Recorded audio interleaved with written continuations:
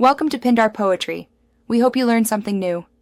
In this video, I will explain how to get mean Excel full guide.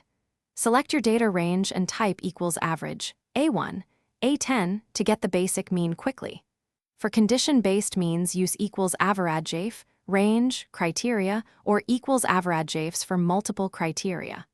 Watch for empty cells and text values that can distort results, and use IFER or value when needed. I will walk through examples, so you can apply these formulas with confidence and speed. Trimmed means help remove extreme values so your average reflects typical data.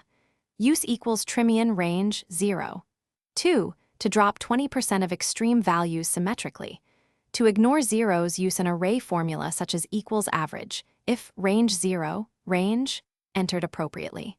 Wrap formulas with IFER and isNumber to prevent non-numeric cells from breaking results. I will demonstrate each approach step by step, so you can decide which method fits your data and goals.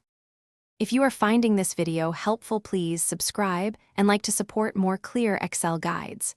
On another note, I recommend a durable, reusable water bottle to keep you hydrated during long spreadsheet sessions, and it pairs nicely with focused work.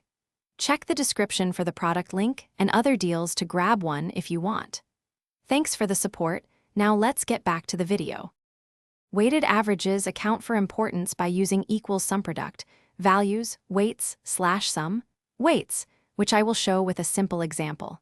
Convert ranges to an Excel table or use offset with counta to make ranges dynamic as data grows.